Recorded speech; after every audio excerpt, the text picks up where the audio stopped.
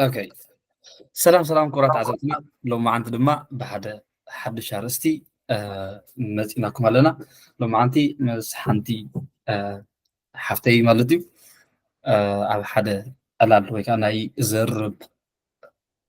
جزي خلونا بزيادة سما منيا تسرح أبيات نبر بعرفت نقرنا نروح لكم. يغني اللي دا نحاول نزعدل زي بمفتعلك كم قاشون سلز عدن كاني بتعمي زي مسجد ያው ስመይ ሳሮን ኣርኣያ ይበሃል ዓብዲ ብድርክቲ ዝነብር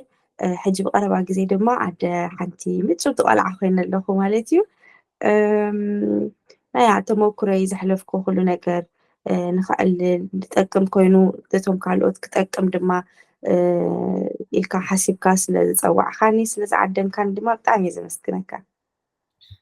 اوكي صار نحفتين سخ دما ناي ناتنا عدمتي مالتنا شكر عدمتي تكون بالنسبه لنا كفايه مهان كازنا انا مسكن نايلو ما انت قرالنا ها بزعبا بلا سيمتا وي دما مدحنتي يكون تقدمي تحتنا دما مدحنت زبال انتاي مالتي ያ ከምቲ ብዙሕ ግዜ እቲኦም ሰብ ሞያ ከማን ዝገልፅዎ መድሓንቲ ማለት ወይ ከዓ ፕላሴንታ ዝበሃል ማለት እዩ ኣብ ግዜ ጥንሲ ልክዕ ምስቲ ዕሸል ዝፍጠር ኮይኑ እንታይ እዩ ጥቕሙ ድማ ነቲ ዕሸል ልክዕ ንሕና ንክነብር ገዛ መግቢ ማይ ገለ ከምቲ ዘድልየና ልክዕ ነቲ ዕሸል ድማ ንሱ ጥቕምታት እዩ ዝህቦ ማለት እዩ ክሳብታ መወዳእታ ሰዓት ስጋ ዓብዩ ካብ ከብዲ ድዩ ስጋ ብዝወፅእ እቲ ዕሸል እቲ ብፕላሰንታ እዩ ዝነብር እቲ ቆልዓ ማለት እዩ ካብ መግቢ ማይ ኦክሲጅን ከይተረፈት ኣየር ዘስተንፍሶ እቲ ቆልዓ ንባዕሉ በቲ ፕላሰንታ ወይ ከዓ እቲ መድሓንቲ እዩ ዝመሓላለፍ ማለት እዩ ስለዚ ኣብ ግዜ ጥንሲ ምስቲ ዕሸል ዝፍጠር ኣካል ኮይኑ ነቲ ዕሸል ድማ ዝተፈላለየ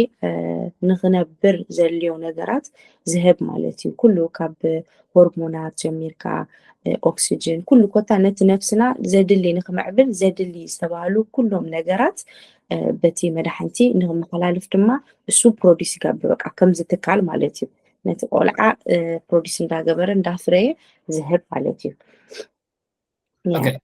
ስለዚህ ብሕፅር ዝበለ እቲ መድሓንቲ ዝበሃል ንሓደ ቆልዓ ኣብ ውሽጢ ኣደ ወይ ከዓ ኣብቲ ማህፀናይ ኣደ ከሎ ኩሉ ነገር ፕላሴንታ ወይ ከዓ መድሓንቲ እዩ ዝቀረበሉ ወይ ከዓ ዝወሃበሉ ማለት እዩ እዋ اوكي ኣዝዩ ደስ ዝብል እዩ እዚ መድሓንቲ ዝበሃል ኣብ ዝተፈላለዩ ሕብረተሰባት ብዝተፈላለዩ እዩ ንጥቀመሉ ንኣብነት ገለ ሰባት ብቀጢፉ ክብተኽ ይገብሩ ገለ ሰባት ንውሕ ዝበለ ግዜ ተፀንሕ ብሉ ገለ ሰባት ድማ ወላ ስጋብ ሓደ መዓልቲ እውን ክፀንሕ ከም ዘድልዮም እንታይ ባር ዝገብሩ ስለዚ ኣብዚ ሓደ ሕጊ የለን ድዩ ማለት ሓንቲ ኣደ ወይ ከዓ ኣብቲ ናይ መድሓንቲ ዝበሃል ሓደ ሕጊ የለን ድዩ ናይ ሕጂ ማለት መድሓንቲ እንታይ እዩ ኩሉ ግዜ ልክዕ እቲ ዕሸል ምስ ተፈጠረ ክኸውን መጀመርያ እቲ ዕሸል ክፍጠር ከሎ ስኡል ይኮነ ናብ ዕሸል ኢድ እግሪ ገለ ዝኮነ እንታይ ኢላ ናብኡ ገፁ እንዳማዕበለ እቲ መጀመርያ እንቋቑሖ ነይሩ ድሓር እንዳማዕበለ እዩ ዝኸይድ ሕጂ እንዳማዕበለ ክኸይድ ከሎ እቲ ፕላሰንታ እዩ ኩሉ ነገር ዝህቦ ማለት እዩ ሕጂ ኣብዚ ብዙሕ ዓይነት ፀገማት ከጋጥም ይኽእል ንኣብነት እቲ ፕላሰንታ ኣብ ፅቡቅ ቦታ ክህሉ ኣሎ ኣብቲ ናይ ላዕለዋይ ቦታ ናይ ማህፀን ክርከብ ኣሎ ብዙሕ ግዜ ግን ኣብ ሓደ ጥንሲ ኣብ ካልእ ቦታ ንኣብነት ኣብ ታሕተዋይ ክፋል ናይ ማህፀን ክኸውን ይኽእል ገለ ግን እዚ ኩሉ ግዜ ኣብ ግዜ ፈሎ ኣፕ ወይ ከዓ ኮንትሮል ክትገብር ከላ ታደ ክትሪኦ ትኽእል እያ ኖርማሊ ማለት እዩ ኣበይ ከም ዘሎ ሽዑ ንዑ ዘድሊ ድማ ሕክምናዊ ረድኤት ስለ ዘሎ ብኡ መሰረት ድማ ክኸይድ ይኽእል እዩ ሓደ ግዜ ድማ እቲ ፕላሰንታ ወይ ከዓ እቲ መድሓንቲ ፅቡቅ ኣብ ፅቡቅ ቦታ ኩነታት እውን ከይህሉ ይኽእል ወይ ከዓ ፅቡቅ ዝኾነ ፍርያት ነቲ ዕሸል ደሂቦ እውን ክኸውን ይኽእል በዚ ድማ ናብ ሚስክራም ወይ ከዓኒ ናብ ምንፃር ጥንሲ እውን ከጋጥም ይኽእል እዩ ስለዚ እቲ ዝዓበየ ናይ ፕላሰንታ ጥቕሚ እዚ እዩ በቃ እንድሕር ንሱ እቲ ፕላሰንታ ፅቡቅ እንድሕር ደየለ እቲ ዕሸል እውን ፅቡቅ ከይህሉ ይኽእል እዩ ሕጂ ኩሉ ግዜ ከማን ዝሪእዎ ኣብ ኤርኮ ክትከይድ ከለካ ማለት እዩ ኤኮ ክትከይድ ከለካ عبناي شومونت سمون عبناي عسد تغلت عسد سلسة قال سمونات فلو عبك تكبر كلها إيكو تكبر على كبها الكله كل جزء نت بلاسنتا يريوه كمان له عبيبوت له وكل جنة قلعة يعبله دو بتجزء ساعات إنه عبي يزقبر كمانه أتي مدحنتيو حجي إذا كله مستفاد أرى إذا كله تعيشال عند عبي مسكادة دما أبتجزي حرسي دما أتي بلاسنتا ويكات مدحنتي فعم مسؤول زحرس مالتيو حجي كمزيو تحجي ويكاب كمزي كخونا له كحرس كله زبل يلن جب كاب عسرتك ساب فرق ساعات زلو جزي دحريت عشل مولادو أتي مدحنتي فعم كله دالو ومسو لك كمزي ولادي مهناتو ምናልባት ኣብ ስእሊ ድሓር ተሪኦ ትኸውን ኣብ ኣብዝናይ ፖድካስት ፕሮግራምካ እቲ ፕላሰንታ እቲ መድሓንቲ ንባዕሉ ዓብይ እዩ ብኢድካ ካ ከምዚ ትቕበሎ ማለት እዩ ዓብይ እዩ ሕጂ ንሱ ብትክክል ድማ ካብቲ ማህፀን ናይታ ጓል ኣንስተይቲ ድማ ክለዓል ክኽእል ኣለዎ ሕጂ ንኣብነት ኣብ ሓደ ግዜ የጋጥም ተቆሪሱ ወይ ከዓኒ ፍርቂ ይለዓል እሞኒ ብዝሒ መድመይቲ የጋጥማ እታ ጓል ኣንስተይቲ ማለት እዩ ሕጂ ከምኡ እናጋጥም ሕጂ ኩሉ ግዜ ኣብ ትሕቲ ሕክምና مخان بتعمي تصبوي ولا بجزخ حرس شجرة يقولون كل جزء قدام على ديت ركبي خابزي تصبوا نجارو أبعدنا جن بزح جزء بخمو بدم مفساس كلا بزحت عديتات يساق يعني رنين مالتي حج كمان دحني خونا له جن كوموي تيتنا بلاسنتا ولا عبتي خولل كله عبتين ساعات بتصبوا مولو ملوك إلو كولد كخيل على لو أنت ديكون نحشتو سنة نجارات نحدع تعرفوا حدقة كخوص لازخل بصوت لحكمنا رديت كتركب على طبعا سيتي مالتيو كما يتفلتون دحريلكا نفتحك منا زيادة دعكي عطو نتيوم سمو ياخد فلو من بري انت قالو تبلاسنتا لك ولد مسبلة بصوفتي يتنكفوا لعليو مالتيو لعلي انت يقول لك بصوفتي تنكف يبلوا انت حدا عبقله تقوريسو انت حدا توليد خوينو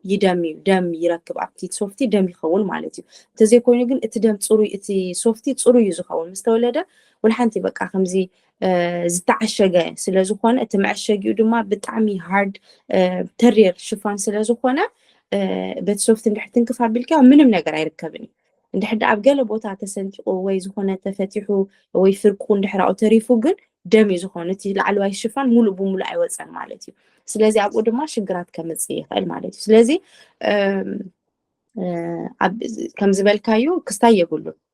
كابسب نفسب يفلالي اندحر نوبي حتصانيحو دما تساقمون كمزي سلازي خيل زيادة خالتهم سمويا خاني انتاي ملكات بتاخ قبرالو خاني أبوخا زيادة يحقو زخا مالتي سلازي كل جزي نابتنا عشر تراينا نستوعل عبتي جزي حرسي جن تي بلاسنتاون دحريتي حرسي مالتيو كحرس على بجوب خاصو خونا لنا ترسو زخالة ستيبات كعني على مالتيو يا تزجر ما كنا جرسي كل الناس تي مدحن تبهال فوتينا واناتو وانا قاليو مدحن تخاص أو عد خايز أبدر قال لينا قل ما عرف ندس تقومهم زلوا ما عرف ندس تقومهم زلوا أنا جزء رسائل النير نزي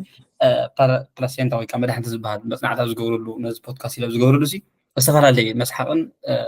حدا أزيت مرتين كم مسحقن انتهي بالي زر نيرة مالتي حاجة أبقى قال نيرة مسيلكي قال سبات نتي مدحنتي مستقلعة نويح جزء تعتصير كويس نويح جزء كي تقارن نويح جزء نحلو مهنياتو التفترة تنايدز بهارس بتي مدحنتي يزحل فبلو قال سبات كا مدحنتي أبقى زيو بطاق قمت الله مهنياتو أز مدحنتنا يوديش لزوجنا أقل سبات كا نت مدحنتي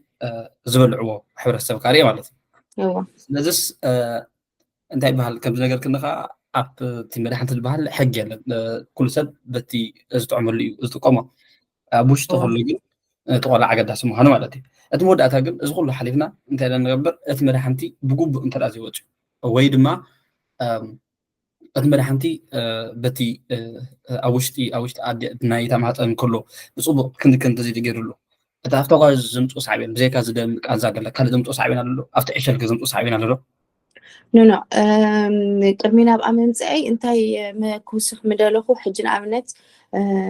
يا مدحنتي كاب حبرة سبو يفلاليو بدحريتي مستولدت مدحنتي انتي تقورو كاب بوتانا بوتا يفلالي كم بهالخا مالتيو ሕጂ ከም ዝበልካዮ ኣብ ገለገለ ኣንቂፆም ከም ቅርሲ ይጥቀሙሉ ማለት እዩ ኣብ ገለገለ ድማ ሕጂ ክቁረፅ ከሎ እንታይ እዩ ናይ ብሓቂ ዋላ ምስ ተወለደት ቆልዓ ንዝተወሰነ ግዜ ኣይሞትን እቲ መድሓንቲ እንድሕር ዳ ዋላ እቲ ገመድ እቲ ዝቁረፅ እታ ናብል ስትሪንግ ትበሃል ስጋብ ድቁረፅ ከማኒ ሕጂ ንኣብነት እቲ ገመድ ንባዕሉ ሂወት ኣለዎ ልክዕ ከምዚ ትርታ ልብና ኣብ ኢድና ሒዝና ንፈልጦ ልክዕ ነቲ ገመድ ተሒዝናዮ ከዓኒ ከምዚ ትርታ ልቢ ኣለዎ ንሱ ስጋዕ ዝፀንሕ ስጋዕ ዝምውት ክንፀንሕ ኢና ዝብሉ ከዓ ኣለዉ ፀኒሕና ሽዑ ክንቆርፆ ኢና ዝብሉ ከዓ ኣለዉ ማለት ሕጂ ከከም ክስታይ ምስ ተቆረፀ እቲ ኮኔክሽን እቲ ርክብ ናይቲ ፕላሰንታን ናይቲ ቆልዓን ሽዑ እዩ ዘቋርፅ ማለት እዩ ሽዑኡ እቲ እንታይ ዝበሃል እቲ መግቢ ገለቡ ዝሓልፎ ዝነበረ የቋርፅ ማለት እዩ ሽዑኡ ነቲ ፕላሰንታ እንታይ ክትገብሮ ትደሊ ትበሃል ሕጂ ኣብ ባህልና ያ ኣብቲ ሕክምና ሃገዲፍካ ትኸይድ ወይ ክስታይ ትኽብል ኣብ ካልእ ሕብረተሰብ ግን ኣንቂፆም ከም ቅርሲ ይጥቀሙሉ ድማ ኣብ ፕላሰንታ ዘሎ መዓዛታት ናይ ፈውሲ በቃ ናይ ተፈጥሮ ፈውሲ ይበሎ ስለዚ እንታይ ገብሩ መዓዛታት እቲ ሆርሞን ነትካ ኢሞሽናሊ ከማን ኣጎል ብዙሕ ስለ ትብል ኣብ ግዜ ሕርሲ ብዙሕ ነገራታ ስለ ዝጉዳእ ከም መልክዕ መድሓኒት እውን ይጥቀሙሉ እዮም ልክዕ ምስ ተወለደ ወይ ብጥሪኡ ወይ ከዓኒ ከምዚ ከባኪ ገይሮም ንእሽተይ ቆልዮም እውን ዝበልዕዎ ኣለዉ ንምንታይ ከምኡ ዝግበር መታን ቀልጢፋ ክትሓዊ ወይ ከዓ ሕቋ ቀልጢፋ ክድልድል ይበሃል ኣባና ምሽ ጋዓት በሊዕካ ኣብዚኦም ሕብረተሰብ ከዓ ከምኡ ማለት እዩ መታን ክድልድላ ኣብኡ ይበልዕኦ ማለት እዩ ስለዚ እዚ እቲ ሪዝን ንምንታይ ዝበልዕኦ ምክንያት ገለ ማለት እዩ ካልእ ነታ ጓል ኣንስተይቲ ልክዕ ምስ ተወለደ ወላ ሓንቲ ዘምፅኦ ነገር የለን እንድሕር ዳ ከም ዝበልኮ ብዙሕ ሕልክለኻት እንድሕር ፈጢሩ ኣብቲ ናይ ሙላድ ናይቲ ፕላሰንታ ድማ እቲ ናይ ሕክምናዊ ሓገዝ ክትረክብ ኣለዋ ብድሕሪኡ ግን እቲ ናይ ሕክምና ሓገዝ ምስ ተረክበ እቲ ማህፀን ናብ ንቡር ስለ ዝምለስ ወላ ሓንቲ ኢፌክት ስለ ዘይገብረሉ ሽግር የብሉን ብድሕሪኡ ካልእ ዝመፅእ ሳዕቤናት ንዓዓ ዘምፃላ ሳዕቤናት ገለ ወላ ሓንቲ የለን ማለት እዩ ኣንለስ ክወፁ ከሎ ጥራይ ከምታ ዝበልኳ ተደይ ኮይኑ ድሓር ምስ ወፀ እውን እንድሕር ዳ ግቡእ ናይ ሕክምና ሓገዝ እንድሕር ዳ ረኪባ ሽግር ዝበሃል የብሉን ማለት እዩ ብድሕሪኡስ ፀገም የብሉን እቲ ማህፀን ናብ ንቡር ክምለስ ይኽእል እዩ ማለት እዩ ነቲ ቆልዓ ድማ ልክዕ እታ ናፍል ስትሪንግ ምስ ተቆረፀት ድማ እታ ናቱ ትተርፍ ግዜ ይወስደላ እዩ ክሳብ ሰሙን ንኣብነት ሓደ ግዜ ይወስድ ክሳብ ነቂፁ ባዕሉ ይእለይ ካብቲ ሕምብርቱ ማለት እዩ ንምንታይ ከዓ ዝእሰር መታን እንድሕር ተኣሲሩ ኩሉ ግዜ ስለ ዝነቅፅ ነቂፁ እልይ ስለ ዝብል ባዕሉ መታን ክኸይድ ማለት እዩ ድሓር ነቂፁ ባዕሉ ይኸይድ እቲ ዝተረፈት ናይ ሕምብርቲ ድማ ቀስ እንዳበለ ከዓ ከም ቁስሊ ማለት እዩ ቀስ እንዳበለ ድማ ይሓዊ ናይቲ ቆልዓ ማለት እዩ ስለዚ ነዚ ይመስል እቲ ናይ ፕላሰንታ ፕሮሰስ እዚ ኩሉ ከም ዘለዎ ኮይኑ ግን ሓንቲ ኣደ ነቲ መድሓንቲ ወይ ከዓ ፕላሰንታ ዝበሃል ንምክንኻን እንታይ ዓይነታት ንጥፈታት ክትገብር ዘለዋ ምክንያቱ እዚ ዝበልክዮ ኩሉ እንተደኣ ኮይኑ እዚ ናይ ሓደ ገዛ ናይ ሓደ ቆልዓ እንተደኣ ኮይኑ ኩሉ ነገር ዝወሃብ ቆልዓ ኣብኡ ዝሓልፍ እንተደኣ ኮይኑ ክትከናኸኖ ብኸመይ መልክዕ ክትከናኸኖ ትኽእል ያ ሕጂ ከምዚ ንፕላሰንታ ክትከናኸን ከምዚ ክትገብር ኣለካ ገለገለ ዝብል ክሳብ ሕጂ ወላ ሓንቲ ናይ ሕክምና ምክርታት ገለ ወላ ሓንቲ የለን ግን እንታይ ኣሎ ንኣብነት ፕላሰንታ ማለት ከም ዝበልክዎ በቃ መዕቆቢ ገዛ ናይቲ ቆልዓ እዩ ኩሉ ነገር ዝህቦ ማለት እዩ መታን ሕጂ ንሕና እታ ኣደ እቲ ትበልዖ መግቢ ብምሉኡ ብፕላሰንታ እዩ ፕሮሰስ ተገይሩ ነቲ ቆልዓ ዝወሃብ ስለዚ እንድሕር ዳ ጥዑይ መግቢ እንድሕር ዳ ጥዕና ዘለዎ መግቢ ታደ እንድሕር ተመጊባ ጥዕና ዘለዎ መስተታት እንድሕር ሰትያ ንኣብነት ማዩ ኣብ ግዜ ጥንስኻ ክትሰትዮ ዘለካ ማዩ ብብዝሒ ስተይ ዝበሃል ማለት እዩ ካብ ኣልኮል ነፃ ክኸውን ኣለዎ እዚ ሽካራ ምስታይ ገለመለ እውን እዚ ንፈልጦ ኢና ዳርጋ ኩሉ ሰብ ይፈልጦ እዩ እዚ ከምኡታት እንድሕር ደይ ጌርካ ነታ ፕላሰንታስ ግቡእ ስራሕ ንስርሑ ንክገብርስ ትሕግዞ ኣለካ ማለት እዩ ጥዕና ዘለዎ መግቢ እንድሕር ዳ ተመጊብካስ ኣብቲ ፕላሰንታ ብፕሮሰስ ክግበር ከሎ ብፅቡቅ ድማ ናፍቲ ቆልዓ ይሓልፍ ማለት እዩ ስለዚ ብፍሉይ ከም ዝኸውን ኣሎ ትብሎ የለን ግን نتي مجبي فاسيلتيت كتقبر كلها نتي مجبي بجبو نفتقل عن خبزه تعدى جبو مجبي كتوسد كتقل علوا إنك أني ولا حنتي تقبرو خايل لنا يتفترو قدايو تبلاسنتا عبينا يكفل ناي ما هتسأل يقوم ناي تفترو قداي خمس بعلها كمز خونا له تبلو نجار يكونه كم بزح كزي عب دحرواي لعلواي بوتا ناي ما هتسأنيو زقمت مالتي أو ندحر كوينو تزبلت أي خون ندحر ولا ندخل عند عبيك خير كله شجرة يمزن مالتيو هجي حدا جزي عب تحتي خون تحت واي كفال نايت ما هتسأن ندحر كوينو تقول عند عبي ندحر كيدو ندات عبسة يخيد وي عب قدميت بقدميت نايت خبدي كون نعم نتادو قول عي كنك أسعس فيلي قبرو يلوخون يسمع يلوخون تبل مهناتو تي بلاسنتا بقدميت ندحرالو لك 5 متر عس بقدميت زلو توشت زلو من كسعاسات شو عاي سمع كان مالتيو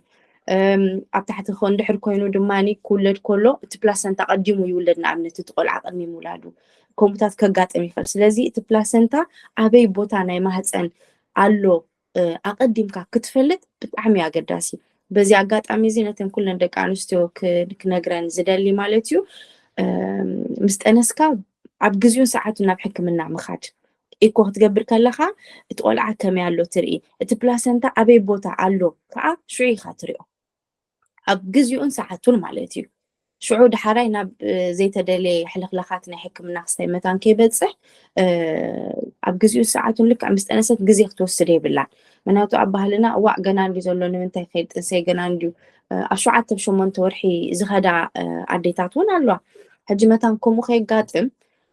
ኣብ ግዜኡ እንድሕር ኮይኑ እቲ ፕላሰንታ ኣበይ ቦታ ኣሎ ከዓ ይፈልጡ ማለት እዩ ስለዚ በዚ ኣጋጣሚ እዚኣ ለብዋ ክሕልፍ ይደሊ ማለት እዩ ሕጂ ኣቀዲምካ እንድሕር ፈሊጥካ ኩሉ ግዜ ንመፃኢ እንታይ ክንገብር ኣለና ተዳሊኻ ትፀንሕ ማለት እዩ ስለዚ ፅቡቅ እዩ ኣቀዲምካ ምኻድ ናብ ሕክምና ምስ ጠነስካ ማለት እዩ ኦኬ ኣዝየ ዘመስግነኪ ሳሮና ሓፍተይ ኩራት ዓዘብትና ድማ ካብ ናይ ሎማዓንቲ ዝነበረ ብዛዕባ መድሓንቲ ወይ ከዓ ፕላሰንታ ዝነበረ ዝርብ ብዙሕ ወሲድኩም ትኩን ተስፋ ገበር ንዝያዳ ሓበሬታ ድማ ሽኩረይ ኤፒክ ኣጌም ንምርጫኹም ኣብ ዝተፈላለዩ ሓበሬታ ብዛዕባ ዝተፈላለዩ ኣርእስቲ ኣለና ማለት እዩ ሳሮን ኣዝየ ዘመስግነኪ ብካልእ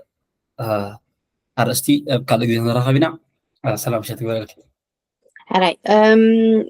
قرمي معصاوكا سوري خليفة كاد أمبر داني حي بزعبا بلاسنتا كمان بزوح عينت حبريتا أب شكوري جيم أنا نبعلو رئي لخو انتاي مخانو انتاي كتنقق علوا كمي كتكبر علوا تي ما بقتاوي أفلتو زبحال ناي مدحنتي بحفشة أب شكوري جيم علو كم أوتلخ أو عم بيبيو أنا كماني تصبق مجلس أقوله سلازي نتسابون أو خيدو أفلتو نخركبون يحجز مالتي يلعبو እንድሕር ደኣኒ ናይ ሕክምናዊ ረድኤት ዘልድዮ ንሕኩ ድማ በቲ ኣብ ቀረባ ዘሎ ናይ ፈለስኩን ድኻ ፕራክቲክ ካብቲ መዝጊባቶ ደላታ ኮንስቴቲ ከይዳውን ክትረክብ ትኽእል በዚ ኣጋጣሚ እዚ ክብሎ ዝደሊ ማለት እዩ ስለዚ ደጊመ ይቐኒየለይ ዳኒ ሓይ ኦኬ ኩራት ዓዘብትና ከም ዝበለቶ ሽኮረይ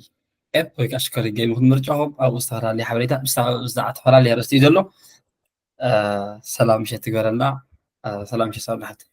ኦኬ ቴንክ ዩ